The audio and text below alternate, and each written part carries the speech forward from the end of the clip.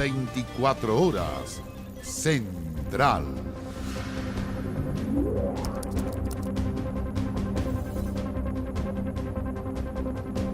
¿Qué tal? ¿Cómo están? Buenas noches, bienvenidas, bienvenidos a las noticias en esta jornada triste porque partimos con una información que es tremenda. Un niñito de 1 año y 11 meses murió después de presuntamente sufrir una golpiza. Su mamá y padrastro fueron detenidos. Hace menos de 2 meses le contamos de un caso similar. Las autoridades hoy hablan de un fracaso del Estado. ¿Pero es posible evitar que más casos de este tipo ocurran? Venía desesperado y lo llamaba por su nombre el niño. Y no había qué hacer, pues no había para dónde cortarla. Y los guardias le abrieron la puerta y lo llevaron a Remenes. Así dicen testigos que vieron llegar al padrastro. Detrás venía la mamá. 1 año, 11 meses tenía el niño que llevaban en los brazos. Una guagua agonizando. Llegó al hospital Roberto del Río, derivado de un SAR en Renca. Según dijeron, el niño se había caído. Subió a pabellón, salió de pabellón a la unidad de cuidados intensivos. Lamentablemente presentó varios paros respiratorios y falleció en el transcurso de la tarde. Pero para los doctores, los golpes que tenía no eran un accidente menos de una caída. Va saliendo. Las lesiones que este menor presentaba eran notoriamente atribuibles a terceras personas. Ahí van. Los detuvieron a los dos, a la mamá y al padrastro, de 25 y 23 años. Anoche estaban en esta casa en Renca. Aquí vivían ese niño, su mamá, padrastro y la familia del padrastro. Los niños eran apegados al Cal, la familia de ella sabía, andaba con ella con ellos en brazos para todos lados, ¿entiendes?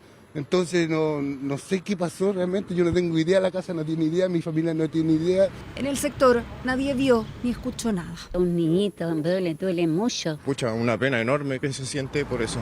Vivían aquí, pero también frecuentaban esta otra casa de familiares de la mamá también en Renca. Los buscamos, pero nadie respondió y los vecinos tienen miedo a hablar. En la dirección donde supuestamente vive el papá biológico no pudimos encontrarlo. Se dijo que él tenía la tuición legal del niño, pero no. Consultamos a tribunales de familia, pero no había ninguna causa por cuidado personal o proteccional, ni de ningún tipo sobre este niño. Cuando esto sucede, es el Estado el que siente un fracaso. La importancia de prevenir estos sucesos es tan grande que como Estado, más allá de gobierno, tenemos que poner todas las capacidades a disposición. Nosotros ya presentamos la querella criminal contra la madre del niño y contra el padrastro. Acá queda de manifiesto una situación muy clara. La violencia contra los niños, niñas y adolescentes está presente no solo en contextos ajenos a su espacio familiar, sino que también en su entorno más directo. Menos de 2 meses han pasado desde que ocurrió un caso similar. Un niño de 3 años muerto, presuntamente maltratado por su mamá y padrastro. Ambos hoy siguen en prisión preventiva a la espera de la investigación en su contra. El papá, que tenía la tuición y no lo sabía porque no leyó el mail del Tribunal de Familia, fue citado a declarar. La manera en que se notifican estas informaciones vía correo electrónico sigue siendo la misma. ¿Se pueden prevenir casos como estos? Muy importante para ello que toda la ciudadanía colabore con esta tarea. Si tienes la sospecha de que un niño o niña de tu entorno está siendo vulnerado, por favor, comunícate con una oficina de protección de derechos, OPD, en tu comuna. También puedes comunicarte con Carabineros, PDI o un establecimiento de educación o salud para hacer la denuncia. Hoy en la audiencia se argumentó que faltaban peritajes del servicio médico legal, por lo que la mamá y el padrastro serán formalizados este jueves. Ella por parricidio, él por violación y homicidio.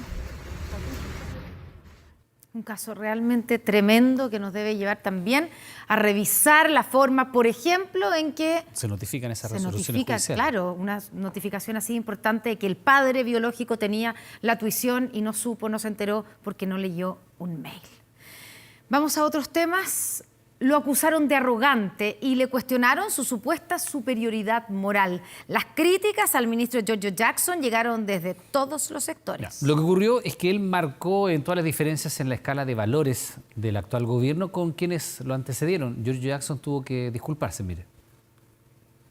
Después voy a dar una declaración, de verdad. Pero mantiene su dicho respecto. ¿Qué trato de decir, ministro? Fue la reacción del ministro Giorgio Jackson, quien este miércoles acaparó miradas, preguntas y críticas luego que a través de una entrevista en Twitch encendiera transversalmente los ánimos cuando comparó la administración que integra con las anteriores, desatando una pugna con la oposición y la exconcertación. Nuestra escala de valores y principios en torno a la política no solo dista de, obviamente, el gobierno anterior, donde nosotros éramos oposición, sino que creo que frente a una generación que nos antecedió, que podía estar identificada quizás como con el mismo rango de espectro político, como desde la centroizquierda o la izquierda. Palabras que indignaron y que provocaron duras reacciones en redes sociales, en donde le criticaron a Jackson una supuesta superioridad moral. Yo creo que nosotros también estamos abordando los temas con un poquito menos eufemismo y con más franqueza. Molestia que se replicó en el Congreso, lugar en donde el secretario de Estado coordina la labor legislativa. Yo tengo 34 años.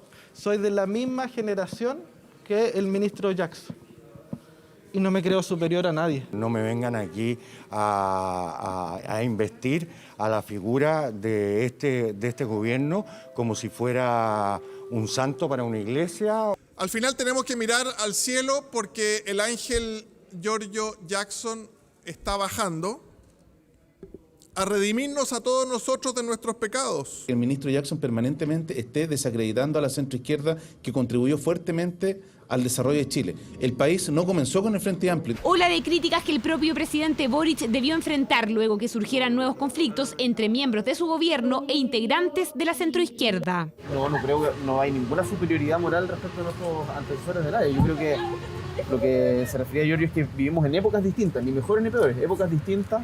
Pero acá nosotros tenemos que aprender de quienes nos antecedieron. En ningún caso superioridad. Ya en el pasado los conflictos habían surgido por las críticas a los 30 años pasados que incluyen a gobiernos de la concertación y la nueva mayoría. La polémica obligó a la reacción de Jackson, quien primero se disculpó en privado con los parlamentarios para después hacerlas públicas en el Congreso Nacional. Me expresé mal, no debía haber dicho algunas cosas de ideas políticas de la forma en la que los dije. Creo que no contribuyen en nada al clima que debiésemos tener para sacar una agenda que es ambiciosa. Asocié erróneamente, y aquí asumo con total autocrítica lo que dije, que las ideas políticas, es decir, los proyectos políticos, se referían a la jerarquización de valores y principios. No estuvo bien lo que yo expresé. ¿Disculpas aceptadas? Y acogemos las disculpas que el ministro ha dado. Entendemos que esto daña, sobre todo con quien es, en el fondo, el articulador legislativo. Inmediatamente reconoce un error no forzado. El ejercicio del gobierno es un ejercicio complejo. No hay que dramatizar las palabras del ministro Jackson. Él no está haciendo un juicio moral, sino constatando algo que es parte de nuestra historia. La pregunta ahora es en qué pie queda Jackson tras una serie de conflictos en el Congreso, en donde duras críticas ha recibido de miembros del oficialismo, especialmente del Partido Socialista. No hay posibilidad de hacer una sola coalición. Mientras persista la arrogancia, la descalificación de palabras como el ministro Jackson. No se puede estar en reiteradas situaciones con excusas, salidas de contexto, y eso ya no da para más, y creo que lo mejor es que dé un paso al costado. En este ambiente, Jackson deberá enfrentar y coordinar un debate clave con el oficialismo, las propuestas de los llamados mínimos comunes, el piso de los partidos para realizar posibles modificaciones a la propuesta constitucional. Bueno, lo decíamos en la nota, ¿qué ocurrirá con los llamados mínimos comunes por posibles reformas a la propuesta constitucional? Ya existen planteamientos a los posibles cambios al texto, pero no todos gustan al oficialismo. A los presidentes de partida, ¿no? Me van a retar. ¿Se sienten en el ojo del huracán, ministro? Por favor. ¿Se sienten en el ojo del huracán, ministro? Tengo que ir a la sesión. No quiso reafirmar la frase, pero esta marcó el mensaje que la ministra del Interior envió a los presidentes de partidos oficialistas vía WhatsApp, el que llegó en medio de la tensión interna que desató el ministro de las Express, Giorgio Jackson. Estimados presidentes de partidos, estamos en el ojo del huracán. Buscarán cualquier cosa para hacernos pelear, distorsionar o dañar. Muy atentos a los errores no forzados y a no caer en su juego. Este es un gobierno diverso en edades, experiencias y miradas. Seguimos. Creo que no me corresponde opinar sobre mensajes filtrados. Y quiero reiterar lo que dije esta mañana. Somos un gobierno diverso, de varias generaciones, que hemos aprendido tanto de aciertos y errores de gobiernos pasados. El llamado a los partidos políticos llega en medio de las negociaciones que están desarrollando en el socialismo democrático y Apruebo Dignidad para acordar puntos por posibles reformas a la propuesta de nueva constitución antes del plebiscito. Cambios que el ministro Jackson debería recibir en las próximas semanas porque su cartera será la encargada de canalizar las propuestas. El ministro Jackson iba a ser el que iba a arbitrar las diferencias dentro de la coalición de gobierno. Imagínense al árbitro que pusieron. Un árbitro que según varios quedó debilitado en la misión que le encargó el presidente Boric. Las conversaciones de coordinación entre el mundo político, el Congreso Nacional y los distintos estamentos del Estado tienen que estar a cargo de la gente más idónea y más templada. Me pregunto si Giorgio Jackson es la persona adecuada para encabezar estos procesos. Yo creo que el mejor lugar para tener estos diálogos en pos de las mejoras que hay que hacer en el texto constitucional son los partidos y el Congreso.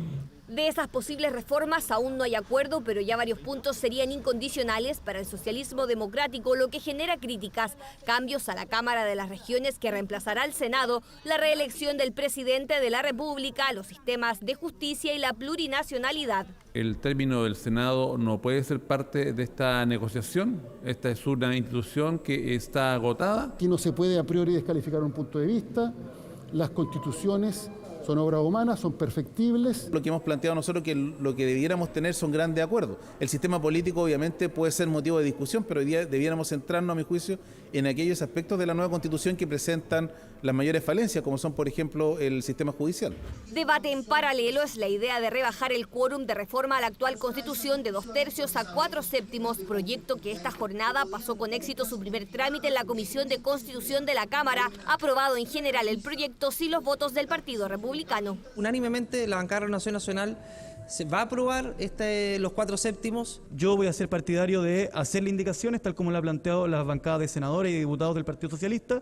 La próxima semana será el tiempo para indicaciones, tiempo de reformas, donde las negociaciones por cambios a la propuesta de nueva Carta Fundamental siguen en curso. Este jueves habrá reunión en el socialismo democrático y Apruebo Dignidad, la que podría ser clave, cita que se dará a horas del encuentro del Partido Comunista con el presidente de la República en Cerro Castillo. No estamos frente a ningún adversario invencible. Palabras que marcaron la visita del subsecretario del Interior a Arica a raíz de la ola de crimen organizado y violencia que está golpeando el extremo norte de nuestro país. La autoridad respaldó a Gendarmería, que busca el traslado de 17 reos, integrantes del Tren de Aragua, a otros recintos penitenciarios. Olvidado por años, el Cerro Chuño, la zona gris de Arica, es ahora escenario de máxima preocupación. En un sector aledaño a la toma se encontró un cadáver enterrado. Los homicidios y el nivel de violencia en esa zona derivaron en un golpe efectivo de la PDI en junio pasado. ¡Policía! 16 integrantes de los gallegos, brazo operativo del Tren de Aragua en Chile, fueron detenidos. En represalia se informó una posible amenaza de miembros del clan criminal contra carabineros que resguarda el Cerro Chuño, activando todos los protocolos en una zona prácticamente sin control. Es una banda muy peligrosa, que andan amenazando a los carabineros. Da miedo dar. Y no se puede salir, pues ya a esta hora yo salgo, corro, compro y me entro. En ese contexto fue la visita del subsecretario del Interior a Arica este miércoles, una región que ha sufrido 24 homicidios solo este año y que tendría el Cerro Chuño como lugar de operación de integrantes del Tren de Aragua. Zona de sacrificio hace años, el desalojo de su población generó un descampado que fue aprovechado por inmigrantes irregulares. No puede haber ningún territorio donde finalmente el control lo terminen tomando los delincuentes o las organizaciones delictuales. No estamos disponibles a eso.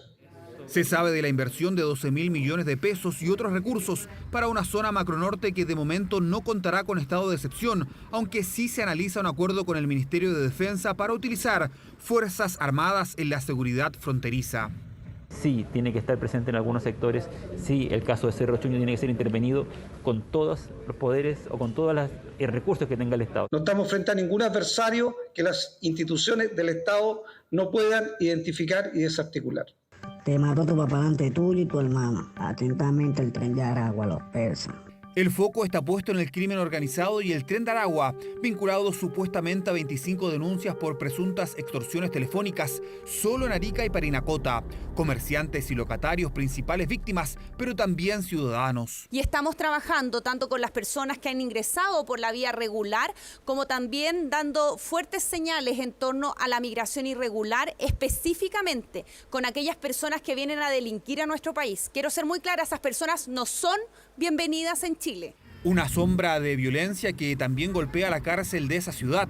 Posibles amenazas a gendarmes y a la población penal por parte de reos extranjeros llevó a la propia institución carcelaria a solicitar el traslado de 17 detenidos a otro penal en una solicitud rechazada por el juzgado de garantía de Arica. Monsalve, que se reunió en esta jornada con los funcionarios, cuestionó la decisión de la justicia. Gendarmería ha apelado a esa resolución. Y nosotros estamos de acuerdo con esa apelación, porque nos parece que en materia de seguridad uno tiene que ir a quienes desarrollan la tarea de seguridad, en este caso Gendarmería. Y Gendarmería considera que por razones de seguridad lo más adecuado es separar a los integrantes de un mismo grupo criminal. De estos sujetos se han encontrado armas de fuego, los mismos que pertenecerían a esa organización criminal, el Tren de Aragua de Venezuela. Una banda que también preocupa en Perú. En Hilo, ciudad cercana a Tacna, un policía fue asesinado tras intentar repeler un asalto, donde fueron detenidas 6 personas de nacionalidad venezolana. En Chile, el Tren de Aragua opera en 6 regiones, una de ellas Los Lagos, donde la Fiscalía reformalizó a 2 de los 5 imputados de la banda criminal que fueron detenidos en marzo de este año por trata de personas con fines de explotación sexual. Tarapacá, otra de las zonas amenazadas por el Tren de Aragua, recibirá la visita este jueves de la ministra del Interior. El interés por comprar gas pimienta como un elemento de seguridad personal ha crecido en nuestro país. Una herramienta que debe ser adquirida en el mercado formal y que exige varios requisitos para comprarla, pero que puede ayudar a enfrentar situaciones peligrosas. Las mujeres son las más interesadas. Veo así como un poco intimidada, lo levanto. Y si tuviera que usarlo, hay que batirlo, entonces me queda justo el dedo a mano. Decidió comprarlo y tenerlo a mano siempre que sale a la calle. Cristina se siente insegura cuando camina sola, toma el metro o se sube a un taxi. Y el gas pimienta ha sido un elemento que la acompaña desde hace más de un año. Ay, me han pasado varias situaciones, la verdad, un poco complejas. Igual en un taxista que no me quiso abrir la puerta donde yo me tenía que bajar, así que prefiero andar con él. Aquí en el bolsillo o cuando tomo, por ejemplo, la micro o el metro y me siento un poco intimidada, lo saco y lo pongo en la mano. No lo ha usado nunca, pero ha visto cómo, en algunos casos, el gas pimienta ha resultado ser un repelente de situaciones peligrosas. Esta mujer, por ejemplo, hace unas semanas logró evitar que un grupo de delincuentes le robara el auto gracias a este dispositivo. Tengo gas pimienta en el auto. ¿Por qué? Porque en realidad no hay cómo defenderse. La única manera de andar, sobre todo en Santiago. Sí, realmente siempre he pensado que deberíamos de tener algo con lo que podamos por lo menos defendernos al momento y poder salir corriendo, porque la situación de seguridad está cada vez un poco más complicado ya. La verdad que sí, me compré un gas pimienta hace un tiempo y hoy en día, en la medida que puedo, lo ando trayendo. Encuentro que es una forma efectiva de poder protegerse. En Estados Unidos y otros países, la venta de este implemento de defensa personal ha proliferado. De hecho, en redes sociales abundan las marcas que explican cómo utilizarlo.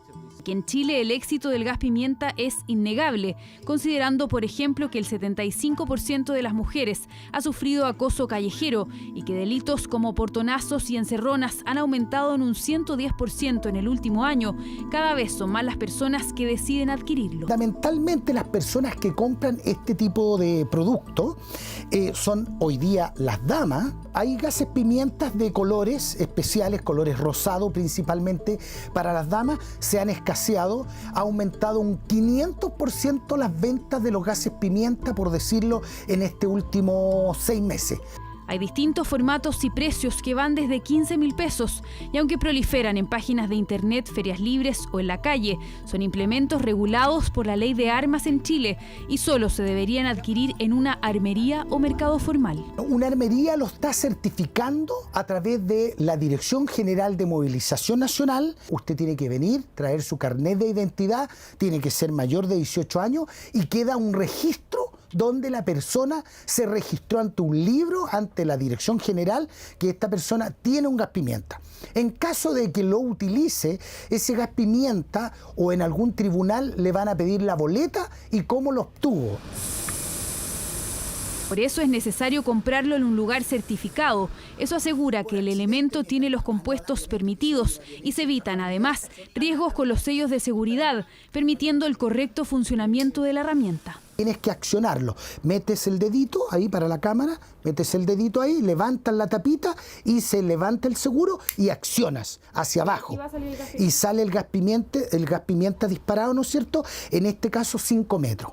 O sea, un agresor, una persona que te quiere agredir, a 5 metros tú ya le puedes echar el gas pimienta. Los expertos lo describen como un buen implemento de defensa personal no letal, pero que tiene que ser utilizado idealmente frente a un grupo reducido de delincuentes. Este gas pimienta se recomienda utilizar en situaciones muy puntuales que dicen relación con la acción delictual ejecutada por uno o dos antisociales en contra de una víctima. Se aplica directamente al rostro y el efecto que produce es el dolor e irritación nasal, bucal, respiratorio y dérmico. Una sensación de quemadura ocular y producción de lágrimas. Un elemento que podría ayudar a hacer frente a situaciones de peligro. Por eso varios, y en especial las mujeres, han decidido comprarlo y al menos vivir con la sensación de tener la seguridad en el bolsillo.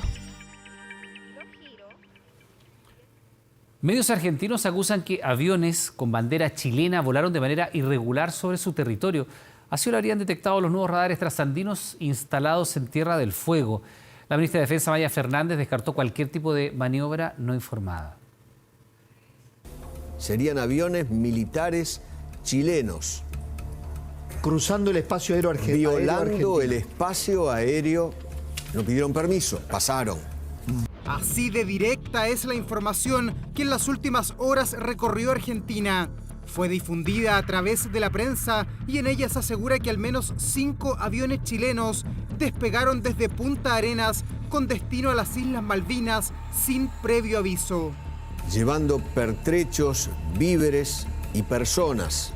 Desde Tierra del Fuego, el gobernador argentino Gustavo Melella aseguró a través de Twitter que de comprobarse la veracidad de la información, estaríamos ante un hecho grave donde se exige actuar con firmeza.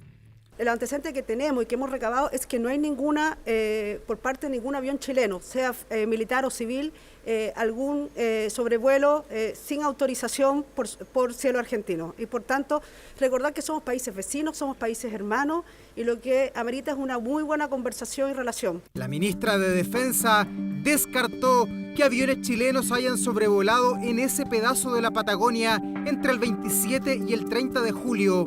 Fechas donde este gigantesco radar RPA-170, fabricado en San Carlos de Bariloche e inaugurado en el mes de mayo por las Fuerzas Armadas Argentinas, habría identificado la presencia de vuelos irregulares rumbo a Puerto Stanley. Argentina en este momento se encuentra en un proceso de regeneración de capacidades de alerta temprana y dentro de ese proceso está la fabricación de un radar por parte de ellos mismos que está ubicado en Merlo, hay otra estación en Tierra del Fuego, hoy se inauguró una en Santa Fe y Chile también está en un proceso de regeneración de capacidades, entonces puede haber algo de estar un poco testeando o superponiendo las capacidades de alerta temprana. Tal como indica el profesor Harvey, la supuesta detección del potente radar argentino se da en la misma semana en que la FACH recibió 2 aviones E-3D Sentry regalados por el Reino Unido a nuestro país. Son naves con modernos equipamientos con alcance de hasta 9.000 kilómetros y capaces de reemplazar a los radares terrestres. No hay razones para hacer una violación de espacio aéreo en tiempos de paz, donde no hay ningún tipo de crisis, incluso en crisis. una violación del espacio aéreo puede exacerbar los problemas y generar una escalada. Y yo lo veo más como una interpelación de opositores del presidente Fernández a enrostrarle algún tipo de debilidad en el manejo de sus relaciones internacionales. El diario El Clarín de Buenos Aires asegura que el supuesto incidente gatilló la reacción de Rafael Bielsa, embajador de Argentina en Chile. A través de una nota, habría solicitado a la canciller Antonia Urrejola la entrega de los antecedentes sobre esta supuesta incursión de aviones nacionales sobre los cielos de las Islas Malvinas.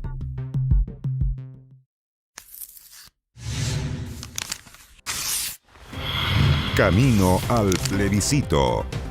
Como todos los días en este Camino al Plebiscito revisamos normas de la propuesta constitucional y hoy día vamos a ver los derechos de los consumidores. Valentina Reyes, ¿cómo estás? ¿Qué tal? ¿Cómo estás, Iván? Muy buenas noches. Vamos a revisar el artículo 81 de inmediato en nuestras estaciones. Son solo 2 incisos, Iván, pero que consagran los derechos de los consumidores en esta propuesta. Dice: toda persona tiene derecho en su condición de consumidora o usuaria a la libre elección, a la información, también a la indemnización en caso que sea necesario.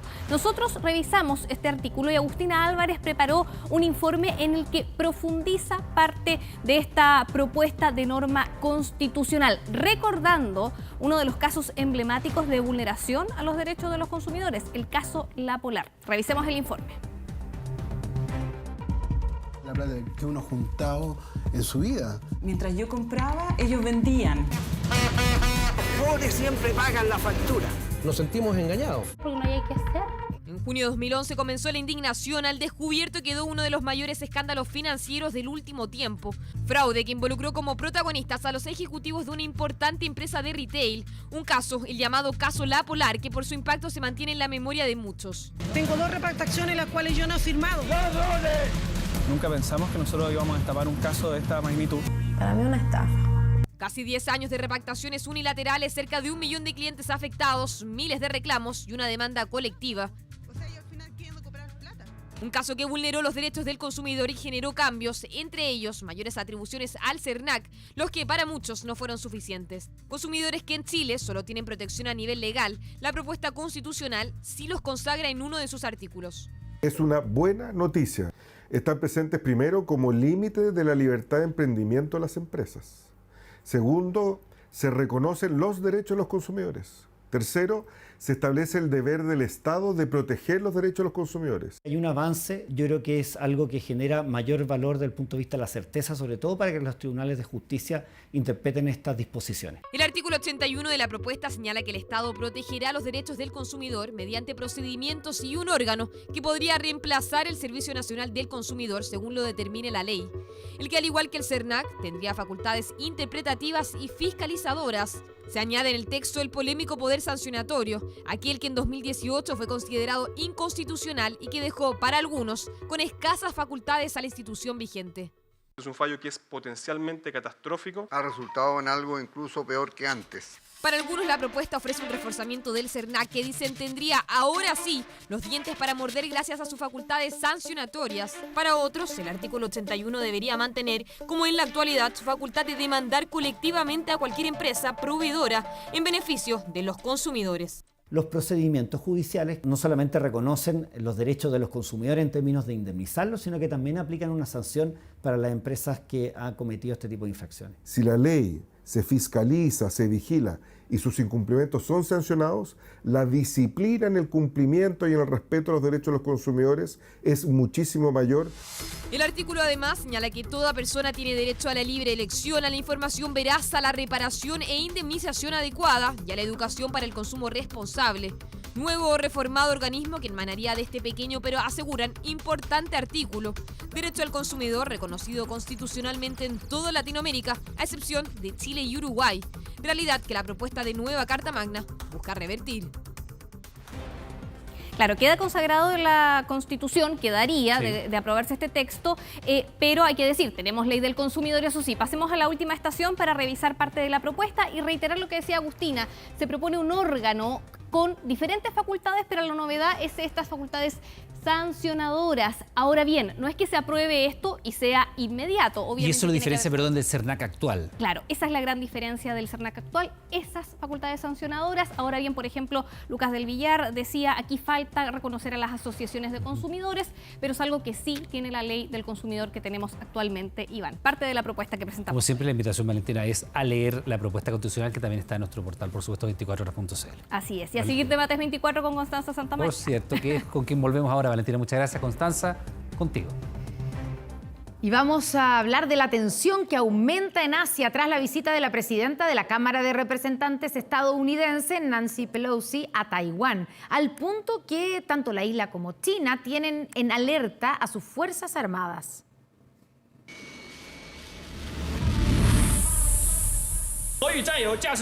Estamos listos para el combate y somos capaces de luchar en cualquier momento para salvaguardar la soberanía y la integridad territorial de nuestro país.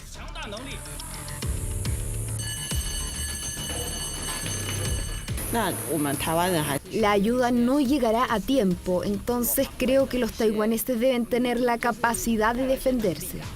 Máxima tensión se vive en el este de Asia. China y Taiwán despliegan toda su fuerza militar. Luego del controvertido viaje de la líder de la Cámara de Representantes norteamericana, Nancy Pelosi, la visita estadounidense de más alto rango a la isla en 25 años. Al menos 27 aviones de combate chinos volaron a la zona de defensa aérea de la llamada Isla Rebelde y se espera que incluso se acerquen a menos de 20 kilómetros de la costa de Taiwán.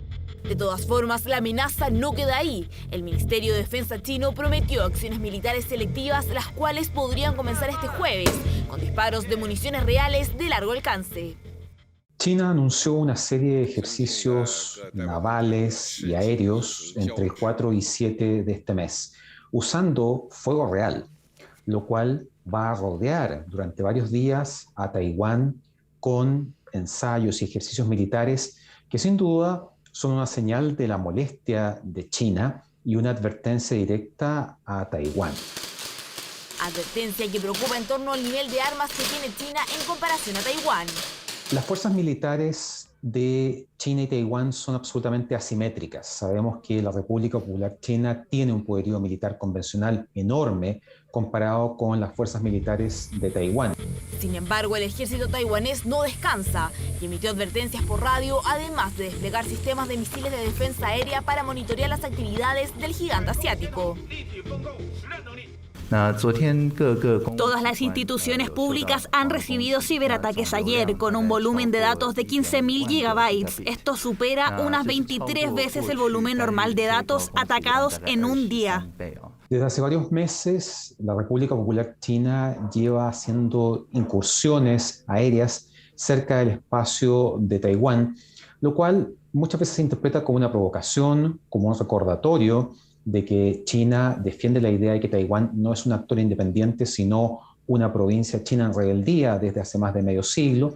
Pero la reacción china va más allá de un despliegue militar, ya que el viceministro de Relaciones Exteriores anunció que convocará urgentemente al embajador de Estados Unidos en Beijing, Nicholas Burns, tras la visita y las declaraciones de Pelosi. Hoy el mundo se enfrenta a una elección entre democracia y autocracia. La determinación de Estados Unidos de perseverar la democracia aquí en Taiwán y en todo el mundo sigue siendo férrea. Taiwán continuará fortaleciendo la cooperación en todos los niveles en el Congreso estadounidense. La Administración sobre la Seguridad en el Indo-Pacífico, Desarrollo Económico, Cultivo de Talento y Cooperación en la cadena de suministro. Un viaje que ya terminó y que duró unas pocas pero convulsionadas horas que podrían tener consecuencias a largo plazo. Una buena noticia, la compartimos con ustedes. Regresan las fondas al Parque O'Higgins tras 2 años sin festejos por la pandemia. Eso sí, según un estudio, estas fiestas patrias, los trabajadores tienen pocas esperanzas de recibir un buen aguinaldo y todo va a estar bien caro. Y después de 2 años vuelven las fondas al Parque O'Higgins, así que a prepararse. Se anunció en el Buenos Días a Todos. Regresan las fondas al Parque O'Higgins. Tras 2 años cerradas por la pandemia, muchos ya se frotan las manos y se preparan para comer un anticucho, una empanada o disfrutar de un vaso de chicha. La noticia corrió rápido y llegó hasta oídos de un histórico fondero. Esto para los fonderos es muy buena noticia porque los fonderos generamos realmente mucho trabajo y le damos mucho trabajo a muchas personas, sobre todo, por ejemplo, los músicos, los garzones, los maestros de cocina, los parrilleros. Pero para celebrar hay que tener platita. El aguinaldo es fundamental para estas fiestas y según un sondeo realizado por la consultora de canje, solo 4 de cada 10 trabajadores está seguro de recibir este beneficio. Un 39% no sabe si tendrá aguinaldo y un 20% derechamente no lo recibirá. Pero ¿cuánto sería un monto apropiado? 60.000 pesos menos no puede ser. Lo mínimo son 50 para arriba. Entre 40 y 50.000 pesos es algo más digno también. Al menos 100, sí. No, aguinaldo hoy en día sería arriba de 200.000 pesos. El 35% de los trabajadores recibirá entre 10.000 y 40.000 pesos y apenas un 8% tendrá un incentivo superior a los 100.000 pesos. Otro dato relevante de este estudio es que el dinero se consolida como la opción favorita para entregar incentivos por sobre alternativas como la gift card o la caja de mercadería. Es una tremenda oportunidad, yo siempre lo digo, no es un gasto para las empresas, es una tremenda oportunidad que tienen de ponerse al día y de acercarse a los colaboradores que por uno u otro motivo, motivos económicos, motivos pandémicos, se ha ido alejando el colaborador de la empresa y necesitamos traspasar esa cultura de marca. Y hacemos un llamado fuertemente a los gremios, a la CPC, a las diferentes ramas de gremiales, para que hablen con sus afiliados, hablen con las empresas y este año hagan un esfuerzo de entregar, ¿no es cierto?, un aporte, un aguinaldo a las familias. Fiestas patrias que podrían ser XL. El gobierno ingresó al Congreso el proyecto que declara feriado el viernes 16 de septiembre. Con 4 días de festejos, el aguinaldo puede caer como anillo al dedo para disfrutar un buen pie de cuesta. En un enigma se ha convertido la muerte de una joven viñamarina al interior de un motel. Según la policía, no hubo participación de terceros, pero su familia tiene dudas y está a la espera del examen toxicológico.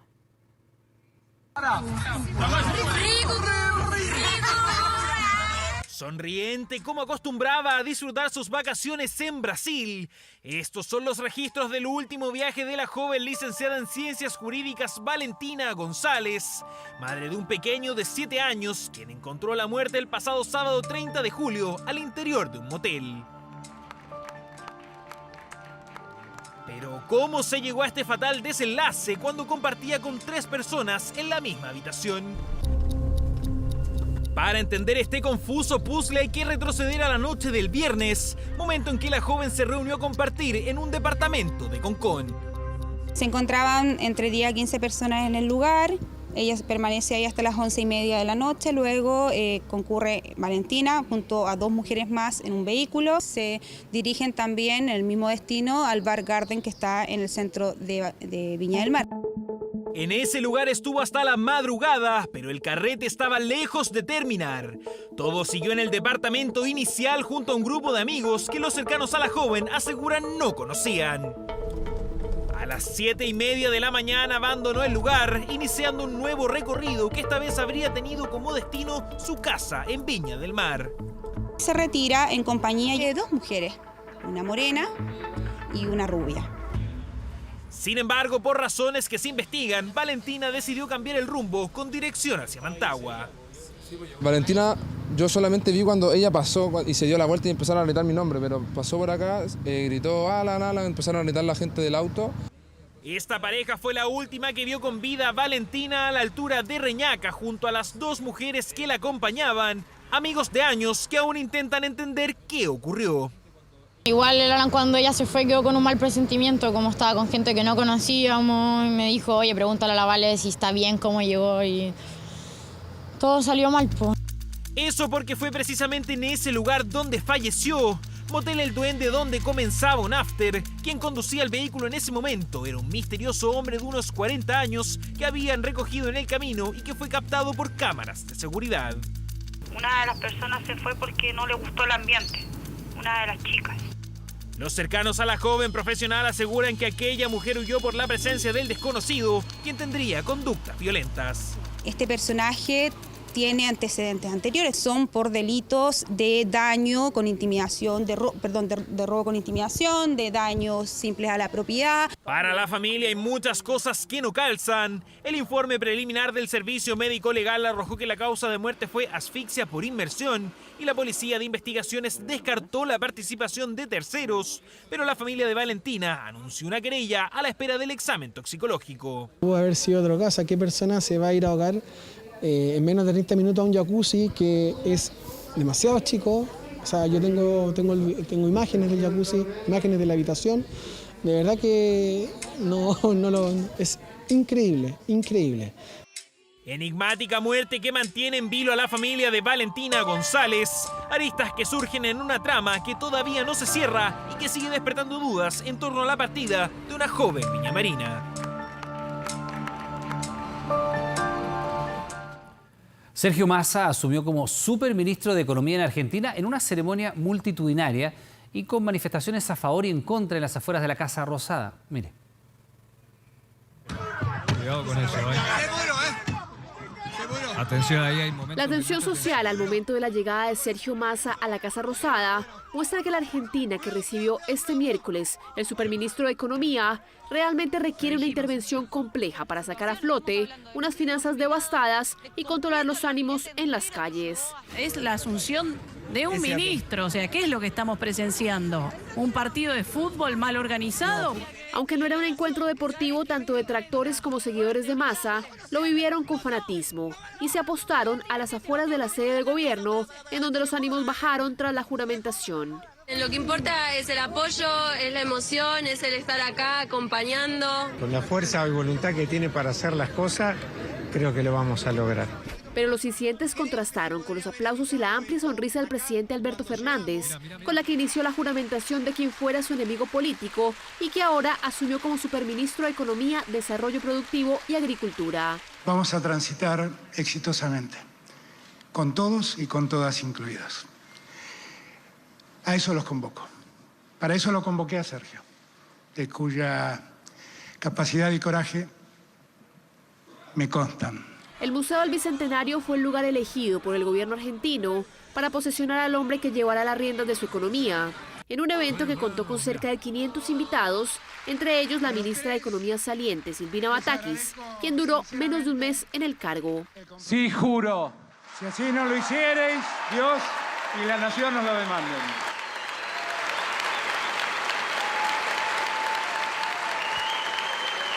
A la posesión del superministro asistieron también personajes de la farándula, como la mediática presentadora de televisión Moria Kazán, quien además es la actual pareja del suegro de Sergio Massa y lo ha apoyado públicamente a través de sus redes sociales. Que sea por el bien de la Argentina, país al que amamos. Sergio Massa, tenés espalda, cintura y cabeza para lograr lo que te propongas. Tras su posesión, Massa anunció las primeras medidas económicas con las que espera abrir una luz al final del túnel en medio de la profunda crisis económica que vive el país. No soy supernada, ni mago, ni salvador. Vengo a trabajar de una manera muy comprometida para tratar de ayudar a que a la Argentina le vaya bien y a los argentinos mejor. Para los economistas, las expectativas sobre la llegada del superministro se deben moderar y orientar a que logre estabilizar en algo las finanzas de un país azotado por la inflación y la devaluación de su moneda. No creo que nadie esté pretendiendo que él logre bajar la pobreza ni frenar la inflación de un día para el otro. La gente pretende que podamos volver a funcionar de una manera medianamente normal. Sergio Massa llega a asumir la tarea más titánica de su larga trayectoria política, recuperar una economía en crisis, una labor que si logra sortear, podría pavimentar su camino a la Casa Rosada en las elecciones del próximo año. De vuelta en nuestro país, con la intención de recomponer las confianzas entre el Estado y las víctimas del estallido social, el presidente Gabriel Boric entregó detalles del plan de reparación integral. La iniciativa, que busca, como lo dice la palabra, la reparación, se basa en el diálogo con los afectados. Me comprometo existencialmente a que esto no puede volver a suceder. Compromiso del mandatario tras las vulneraciones a los derechos humanos ocurridas durante el estallido social. No pueden volver a suceder, dijo el presidente, llamando a trabajar por la memoria, la reparación y la verdad para revertir el abandono, la revictimización y así restablecer las confianzas con las instituciones y el Estado. Cuando el Estado vulneró tus derechos, cuando el Estado te quitó la visión o te generó un trauma ocular o a través de la acción del Estado un familiar tuyo perdió la vida. Venir a la casa del Estado y confiar es duro.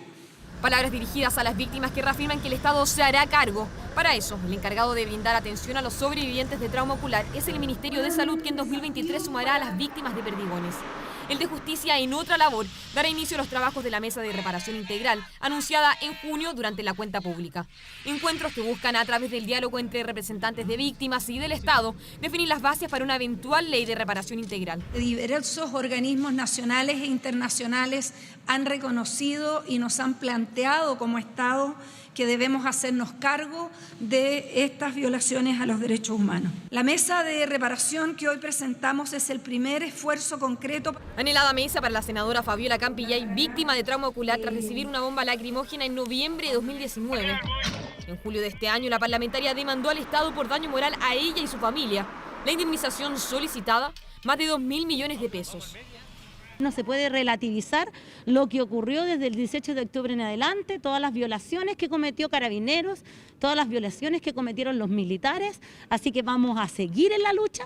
Sin embargo, el Consejo de Defensa del Estado pidió rechazar la millonaria demanda. 24 horas se comunicó con el organismo, pero no hubo declaraciones. En un comunicado, eso sí, argumentaron que el monto es desproporcionado respecto a los hechos en que se fundan y que no corresponde indemnizar a los familiares de la parlamentaria, como por ejemplo su hermana Ana María Campillay. Ella es la que tiene que ser indemnizada si la justicia así lo determina. Entonces, meter a su familia es como una exageración, diría yo.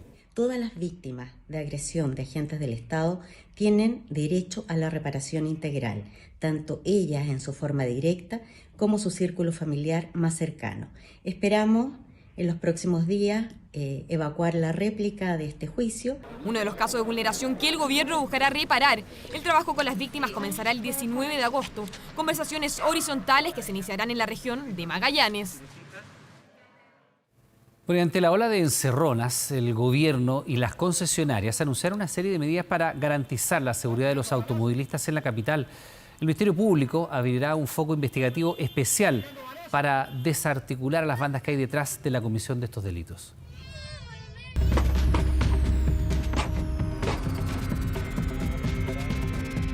Las encerronas no dan tregua a un delito que va al alza y que tiene atemorizados a los conductores. He sido víctima de 2 encerronas en Vespucio con la bajada de la San Martín y lo encuentro tremendo.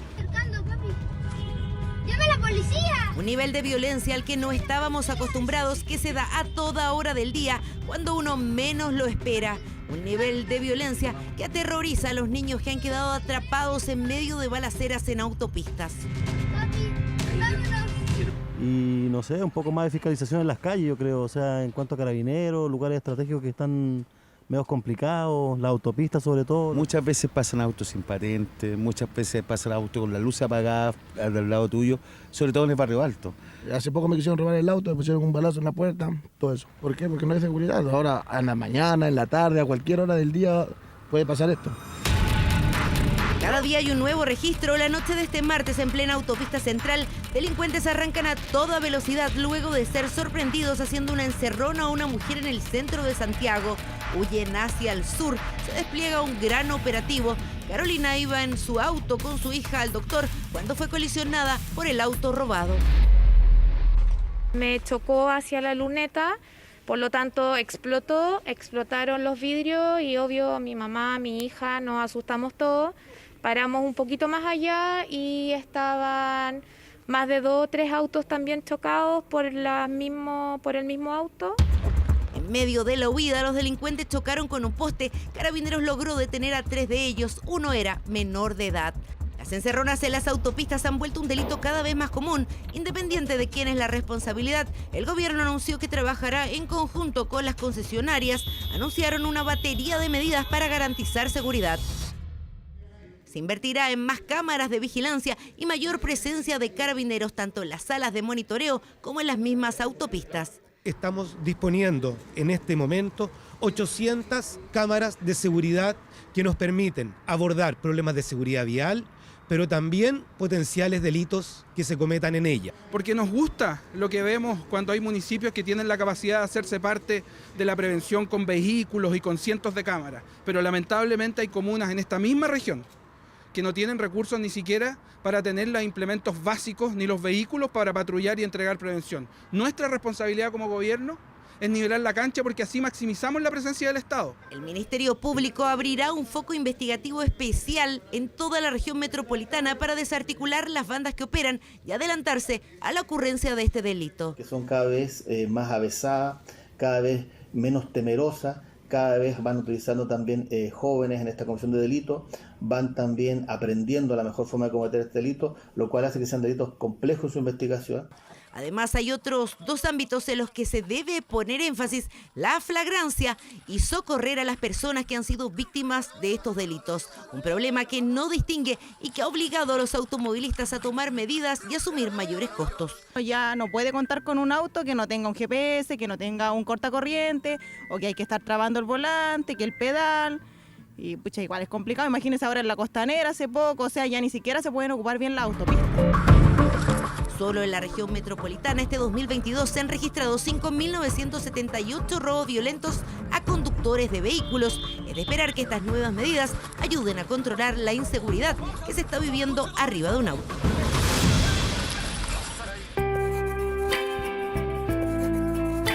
«60 años sin Marilyn». 60 años se cumplen este jueves, desde la fatídica noche en que la mega estrella Marilyn Monroe fue encontrada muerta en su cama. Considerada por muchos como la mujer perfecta, sus 36 años de vida estuvieron plagados de momentos tormentosos. Las luces y sombras de Marilyn Monroe en esta primera entrega de 2 reportajes especiales sobre la gran diva de Hollywood.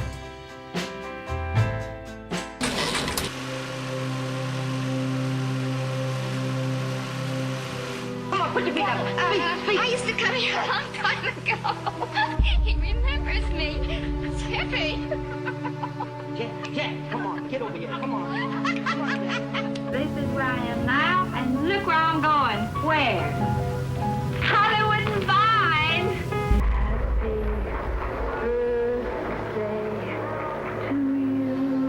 Ella habló públicamente de los productores que trataban de hacer avances en ese momento, o el que a las mujeres no las dejaban negociar sus contratos.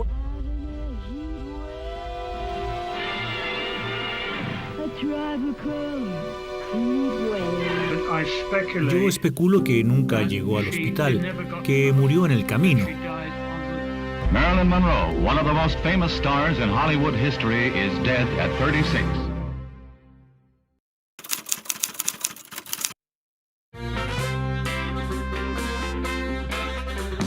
Marilyn Monroe saltó a la fama en la década de los 50, una rubia platinada de ojos marrones que rompió con todos los esquemas de la época, mientras cargaba con un pasado que siempre quiso olvidar.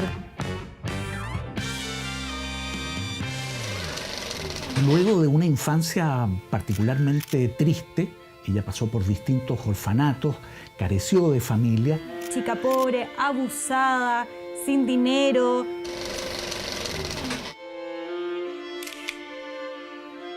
Y ello efectivamente también influye en el devenir de su trayectoria. A puro fuerza y tesón logra convertirse en la superestrella del momento. Un éxito cinematográfico arrollador. The average American child is sort of, like to be happy, to be happy, that's it. Gee, happiness wasn't anything I ever took for granted. Anthony Summers wrote the definitive book on Marilyn, Goddess. El periodista irlandés Anthony Summers, coautor del documental de Netflix El misterio de Marilyn Monroe, las cintas inéditas, es reconocido por ser la persona que hoy más conoce sobre la vida de la estrella. Con más de 600 entrevistas, pudo profundizar en detalle sus 36 años de existencia. Algo que le faltó a esta hermosa mujer fue tener una vida hogareña real. Una vida con gente en la que confiara y que la amara. Ella no tenía una vida hogareña real.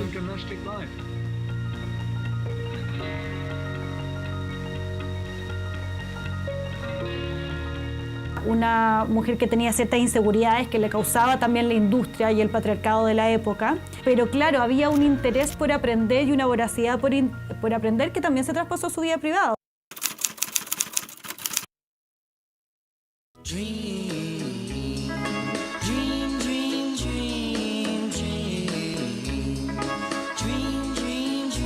Ella va a tener varios matrimonios con personas particularmente también del medio, por así decirlo, público. Se casó con Joe DiMaggio, una legendaria figura del béisbol norteamericano.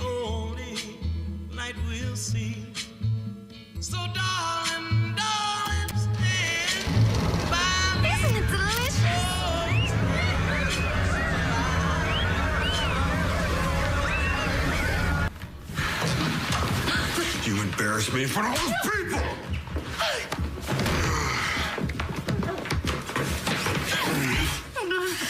They all think I married a whore, which I did. Posteriormente se separa y se va a casar con Arthur Miller, un intelectual, un dramaturgo.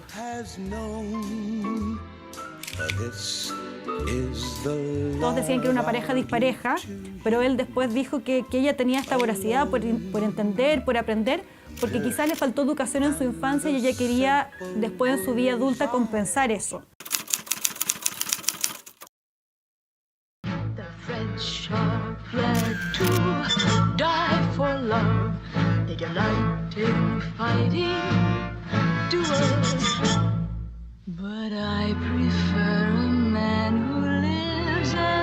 Una carrera llena de luces, pero también sombras, que ha inspirado a millones de mujeres.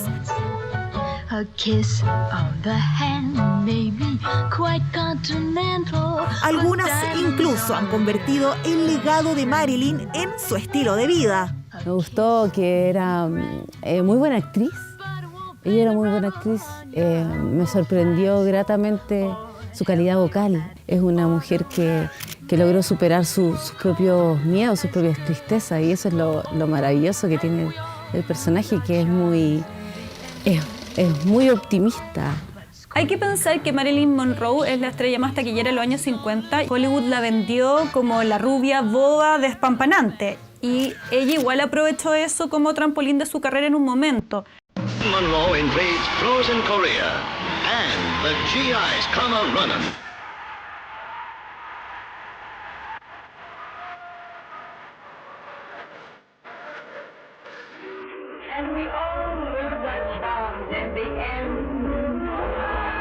Aprovechándose de esa actitud de buscar a una mujer objeto, y en donde ella, por sus propias, yo diría, ventajas, va a ir escalando rápidamente.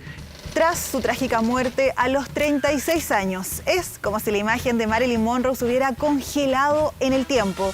Este 2022 estaría cumpliendo 96 años, pero con imágenes y momentos que pasaron a la historia.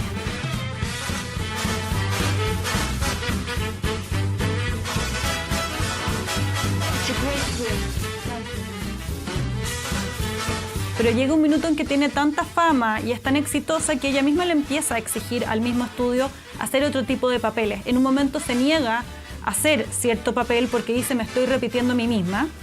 Y eso era algo que ni una otra estrella femenina del momento podía hacer. Tenía que ser bastante valiente, y por eso arma su empresa productora, la segunda mujer en Hollywood que tiene una productora propia. Era algo realmente muy particular después de Mary Pickford. Marilyn era una mujer muy inteligente. No hay que confundirse cuando hablamos de esta pobre mujer que estaba en una condición claramente terrible, emocional y psicológica. Say nighty night and kiss me.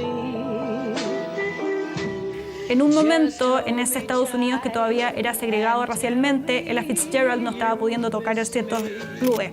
una superestrella de la música, pero que estaba siendo discriminada racialmente.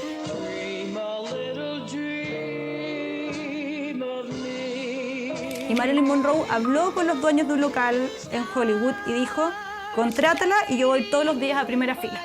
Eso te lo prometo. O sea, no la discrimines más y para ayudarte a que vaya la gente, yo voy a ir todos los días. Y eso lo contó la misma Ella Fitzgerald muchos años después, diciendo: yo le debo mucho porque gracias a ella no solamente tuve ese trabajo, ella me defendió frente al racismo en Hollywood en ese momento. Era una figura completamente incómoda en ese momento para gente muy poderosa. Se dice de que habría tenido relaciones de manera prácticamente junto con John Kennedy, paralelamente también con Robert Kennedy, su hermano.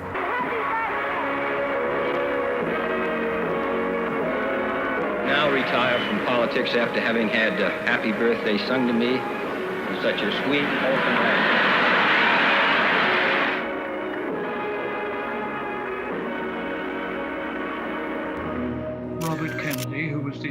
Robert Kennedy era el fiscal nacional y vio a Marilyn ese fatídico día. Le habló sobre su relación con ambos hermanos Kennedy y le dijo que todo tenía que terminar.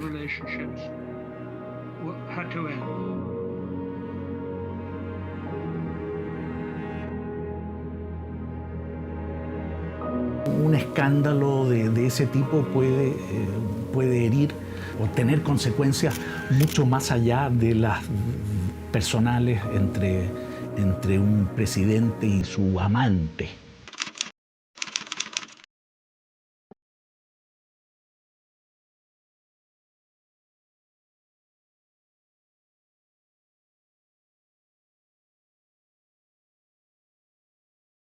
One of the most famous stars in Hollywood history is dead at 36. Ella tomó una sobredosis de drogas.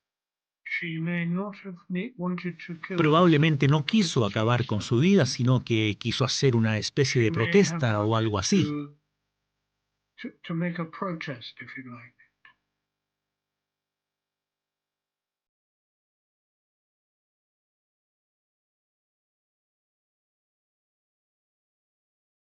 La muerte de Marilyn es indivisible del estatus de ícono, la cercanía que tengo no por el público, porque para siempre va a ser una figura trágica por esa muerte tan adelantada y sin sentido y a veces todavía sin explicación. Una muerte trágica que 60 años después sigue bajo un manto de misterio y especulaciones. Muchos han escrito sobre su último adiós, pero fue el escritor chileno Alfonso Alcalde quien le dedicó una de las mejores despedidas para la mega estrella. Esta es la triste historia de una de las mujeres más hermosas de todos los tiempos y que los negociantes bautizaron como Marilyn Monroe. Parcelaron su cuerpo y su alma. Trataron de cerrarle la boca y su inteligencia y abrir su escote hasta lo imposible. La estrujaron hasta el último poro y luego la empujaron hasta la muerte.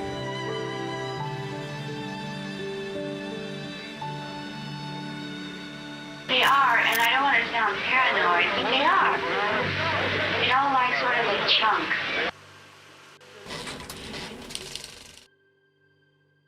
El recuerdo de la gran Marilyn Monroe. Faltan instantes para las 22 horas. Le recordamos que a partir de estos instantes, Televisión Nacional de Chile está autorizada para transmitir programas para mayores de 18 años. Un niñito de 12 años con muerte cerebral tras un desafío viral que vio en TikTok estuvo a punto de ser desconectado de las máquinas que le permiten sobrevivir en Inglaterra. Sin embargo, la justicia dejó en pausa esa decisión médica. El caso ahora escaló fuera de las fronteras británicas. Archie tiene 12 años y su vida, reducida hoy a permanecer en una cama de hospital conectado a una serie de máquinas, ha estado marcada por decisiones cruciales después de que él, hace casi 4 meses, realizara un peligroso desafío viral que se conoce como Blackout Challenge. Esto es provocarse una asfixia, algo que encontró en la red social TikTok.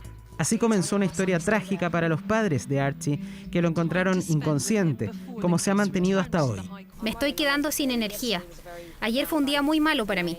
Y es que 4 meses ya han transcurrido hasta que, debido al diagnóstico de muerte cerebral, llega otra decisión importante: desconectar a Archie, como indicó el hospital hace 2 semanas. Nuestros expertos van a proveer todo el cuidado de salud mientras el soporte de vida es retirado. Pero la familia se opone con toda su fuerza y ejecuta una movida de último minuto, pidiendo a la justicia que detenga el proceso justo este 3 de agosto, día en que el hospital llevaría a cabo la desconexión. Presentamos nuestra solicitud justo antes de las 9 de hoy ante el Tribunal Europeo de Derechos Humanos. Con lo que Archie continúa en su habitación a la espera de lo que decida esa Corte Europea para buscar, como desean sus padres, alternativas médicas en hospitales de Japón o Italia. ¿Dónde está el daño al permitirle ir a otro país? Pregunta de la madre al ver que su hijo al menos aún respira, distinto a una decena de familias cuyas niñas o niños ya han muerto víctimas de estos desafíos. Algunas de ellas han demandado a TikTok por destacar entre sus videos sugeridos el famoso Blackout Challenge. ¿Qué es lo que tenemos que hacer? Conocer las redes sociales.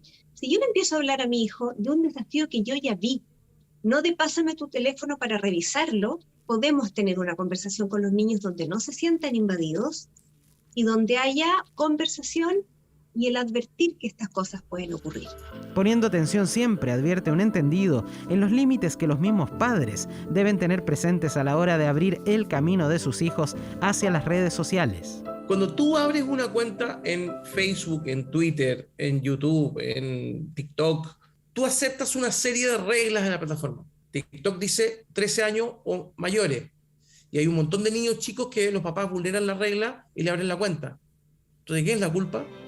Los padres de Archie no dejarán de luchar, dicen. Le prometí a Archie junto a su papá que lucharemos hasta el final por el derecho a la vida de mi hijo. Un complejo caso que se radica ahora en las oficinas de la Corte Europea de Derechos Humanos, mientras aumentan las advertencias para que los niños no se enfrenten a estos desafíos virales.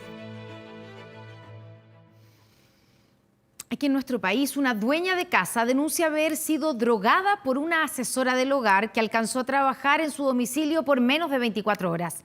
La afectada asegura que perdió el conocimiento durante varias horas y que cuando despertó le habían sustraído especies por un monto cercano a los 10 millones de pesos. Era su primer día de trabajo y las cámaras de seguridad captan cuando se retira de la vivienda.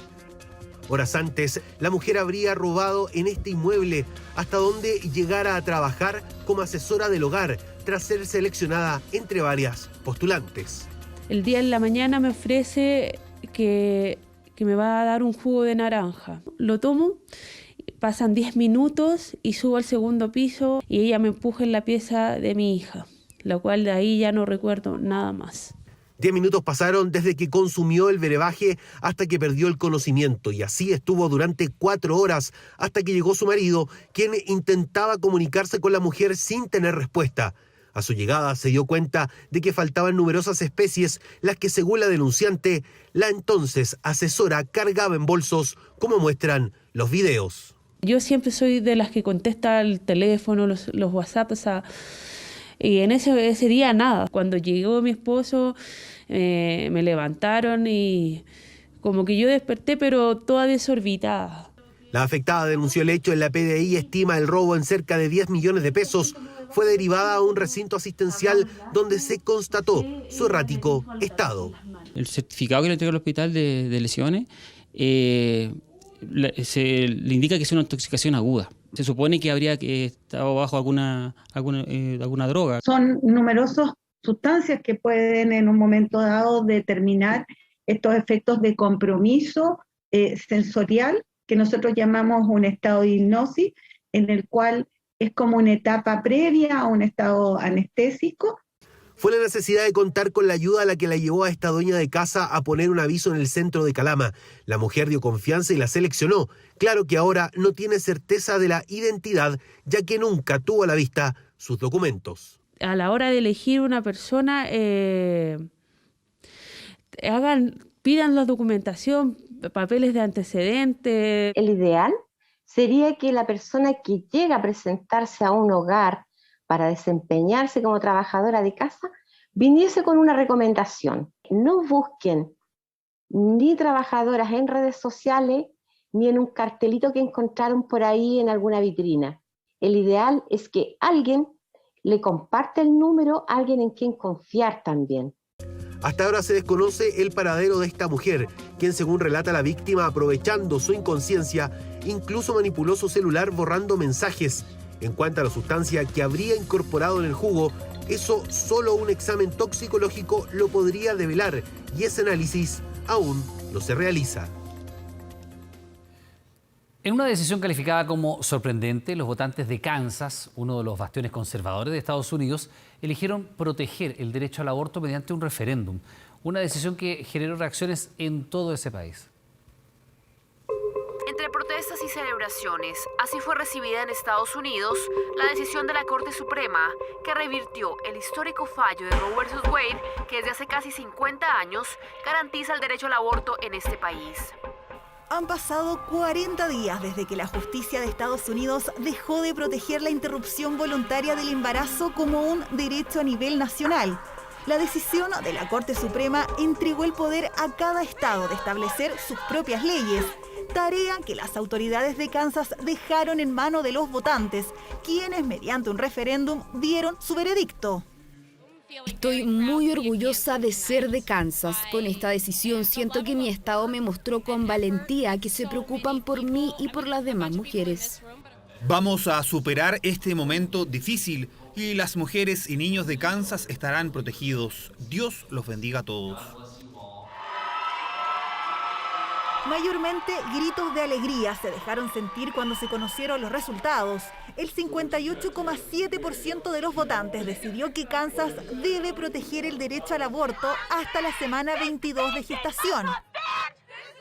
Un resultado que dejó atónitos a muchos, considerando que este estado es uno de los más conservadores del país.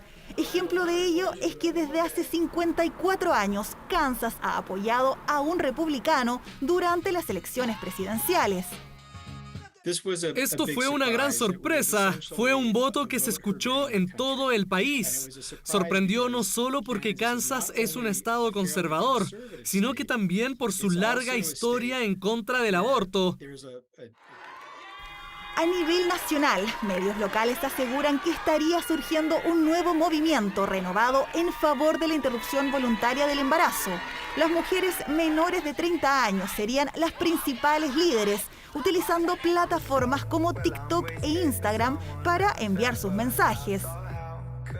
Hasta la fecha, 10 estados prohíben o restringen severamente el aborto, una cifra que los expertos estiman puede aumentar a 25 estados durante los próximos meses.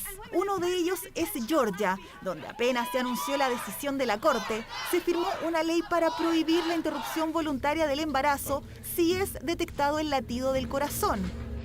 Norma que permite considerar al feto como un niño que está por nacer, clasificándolo como persona dependiente, para añadirlo incluso a la petición de devolución de impuestos. Existe una excepción para personas dependientes que alcanzará la suma de $3.000 para quienes cumplan con los requisitos. Un escenario complejo para el gobierno de Joe Biden, quien se ha definido a favor del derecho al aborto y quien, con una nueva ley, busca proteger el acceso a la atención médica reproductiva en todo el país. Ya volvemos con 24 horas Central, con el auspicio de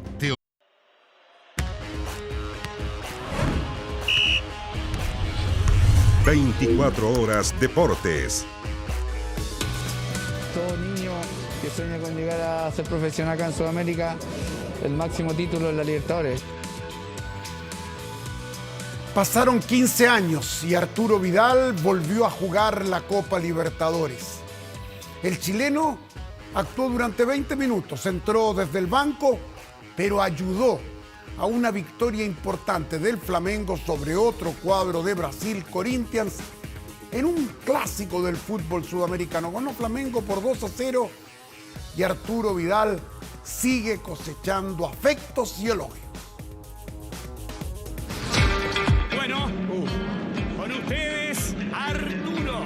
Y entra su majestad el King Arturo. El rey en cuerpo y alma ha entregado a su nuevo equipo al desafío de jugar Copa Libertadores. Tras 15 años, Arturo Vidal volvió a disputar el torneo más importante del continente. Y acá está la parte final del plan de Arrascaeta. Arturo. Esto será tiro de esquina. Era el primer gol del King en Conmebol Libertadores. Estirón de Arturo para controlar y después tocar con Everton Ribeiro. No tardó en llegar Arturo Vidal porque sus deseos son órdenes. Ya veremos el cambio de Arturo Vidal en qué termina. Vidal, tal como en sus otras 2 apariciones, mostró personalidad y templanza. Sus compañeros ya lo respetan. Sus años en Europa y sus títulos generan confianza. Y el plantel del Mengao lo tiene claro. Pasaron muchos años para volver a jugar a Sudamérica, la Libertadores. Todo niño que sueña con llegar a ser profesional acá en Sudamérica, el máximo título en la Libertadores. Vidal gana cada vez más espacio en el Flamengo. Es lo que dice el medio de comunicación más influyente de Brasil. Arturo Vidal lucha por ganarse un puesto en la oncena titular en los partidos importantes. Es trabajar duro día a día, prepararme de la mejor forma y creo que eso va a llegar, pero los 23, 25 jugadores que hay son de mucha calidad, así que hay que trabajar mucho nomás, estar en forma y al que le toque demostrar el máximo. El alma del líder a Vidal no se lo olvida nunca, por eso insistió y le dijo a sus compañeros que les regalaran sus camisetas a la torcida de Flamengo, un acto sumamente alabado en Brasil. Al final del partido lo menos que podríamos hacer es regalar nuestras camisetas a la hinchada que nos vino a apoyar acá. Vidal se gana un espacio, aumenta el cariño por el Rey en Flamengo, un equipo con serias aspiraciones de ganar la Copa Libertadores, aunque Vidal piensa algo más. Yo creo que con el nivel que hay acá de jugadores, con la hinchada, claramente si estuviera en Champions pelearía con todos los equipos. Se le ve entusiasmado al chileno, su motivación está a tope para conseguir algo impensado hace un tiempo atrás, ganar la Copa Libertadores de América. Y el lunes reciente se daba por hecho la incorporación de Alexis Sánchez al Olympique de Marsella, pero resulta que hoy se dice que subsisten los problemas. Fernando Felicevich, su representante, ha estado en Milán para arreglar la salida del Inter. En el Olympique está la grande, porque hay un motín del camarín en contra del técnico Igor Tudor. Esto no tiene nada que ver con lo de Alexis, nada que ver. Pero el presidente dice que todavía hay tiempo hasta el 31 de agosto para reforzar el equipo. Y Alexis sigue sin saber dónde va a jugar.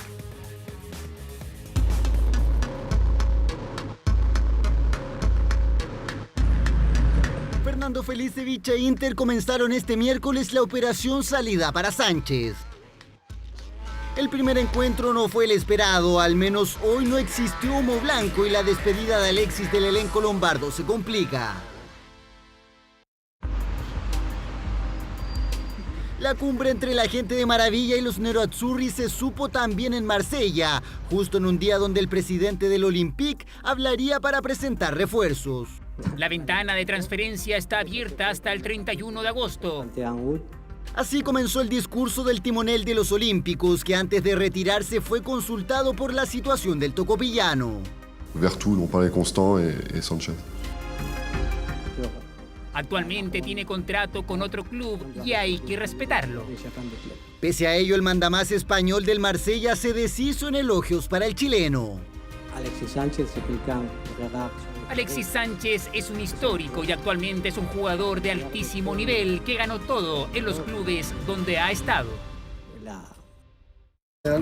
No, chiediamo è arrivato il momento dell'addio. No, sono tranquilo, amigo. Por la tarde-noche italiana, Felicevich y Sánchez se reunieron en un restaurante de Milán para analizar los próximos pasos a seguir. No, voglio giocare, amigo. Non si sa niente. Vuoi ancora vincere, lo hai detto? Sì, sempre così. Il Leone è così. Este jueves sería clave para negociar al fin un acuerdo económico que termine con el vínculo que el 7 tiene con Inter. Felice. No, felice, sono felice. Y así poder tener la vía libre que lo lleve de camino a Marsella. Ha ganado hoy los 100 metros planos en el Campeonato Mundial de Atletismo categoría sub-20 en Cali, Colombia. Es una figura excepcional, dicen en todo el mundo. Es de Botsuana, África. Se llama Leslie Tebogo y todos dicen que es el nuevo Usain Bolt. Van a ver la imagen, gana la prueba a los Bolt. Y ven al de Botswana, primer lugar Jamaica, segundo, voltea a ver con qué calidad, con qué facilidad se impone Tebogo. 9,91 segundos. Nuevo récord mundial para menores de 20 años en los 100 metros planos. 9.91. Letsile Tebogo brilló en Cali y demostró destellos y velocidad para convertirse en el tan ansiado sucesor de Usain Bolt en el atletismo mundial. Con solo 19 años ya se prueba el traje como heredero del rayo jamaiquino. Y ya le comparan con Usain Bolt, al que imita y del que ha recibido ya su apoyo. Sus carreras son un espectáculo. Al oriundo de Botsuana no solo se le compara por sus marcas, copió parte del repertorio de gestos de Bolt, que inmortalizó al que conquistó los 100 metros en 3 Juegos Olímpicos consecutivos. Usain ya sabe de su sucesor. Viendo los campeonatos del mundo junior. Él es mi ídolo, es la persona que siempre vi correr, es increíble que haya visto mi carrera. Una auténtica exhibición en Colombia, en la que el joven atleta superó su propia marca, con zancadas largas al propio estilo de Usain Bolt. Letsile aprovechó los últimos 25 metros para mirar hacia el costado a sus rivales, tal como su ídolo. Creo que lo más importante es la disciplina, la dedicación que nos enseñan en Botswana. Es la nueva joya del atletismo mundial, un rompe récords que aspira algún día a quedarse con el cetro que dejó vacante Usain Bolt. Y aterrizamos en el fútbol chileno luego de varios días de búsqueda de estadio. Unión Española encontró dónde arrendar para disputar el partido de este fin de semana ante la Universidad de Chile. Se va a jugar en el Francisco Sánchez Rumoroso de Coquimbo. Allí juega de local el equipo pirata. Ahora, este fin de semana, la U con la Unión Española. Encuentro que se juega a las 15:45. Fue autorizado por el delegado presidencial de la zona, quien conversó con nosotros. Si bien las coordinaciones aún se encuentran en curso, tenemos la intención de autorizar este encuentro en el estadio de Coquimbo. Este duelo no está calificado como uno de alto riesgo, sería solo con público local y con un aforo muy reducido.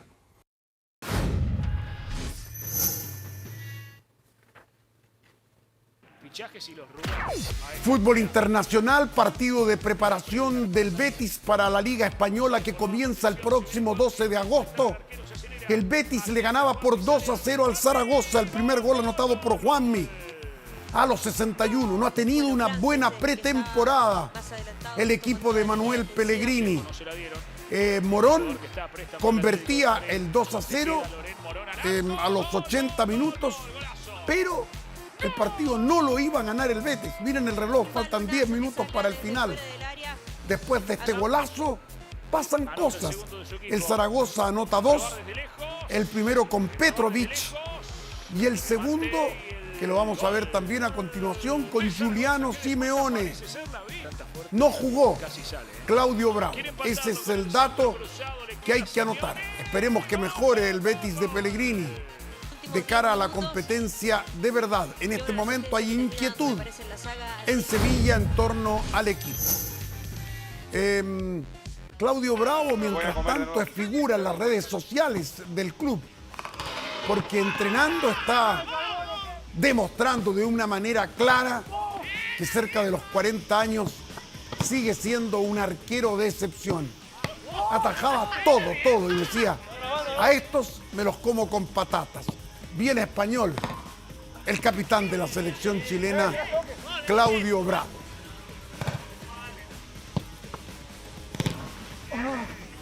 Con patatas me los he comido. Envíame la tanda esa, ¿eh? Me la tienes que enviar. Me lo voy a comer de nuevo. En serio lo voy a dejar. Vamos a comerciales y seguimos.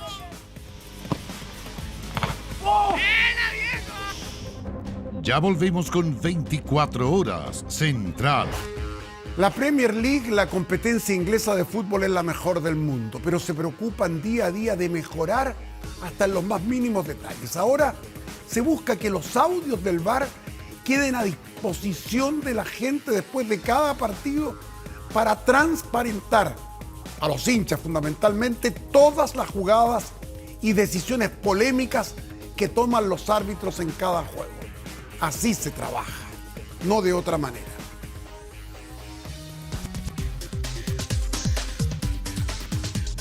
Llegó para cambiar el fútbol, pero también para generar controversias, porque al fin y al cabo es una herramienta manejada por un grupo de seres humanos para que con sus criterios o descriterios tomen difíciles decisiones durante un partido.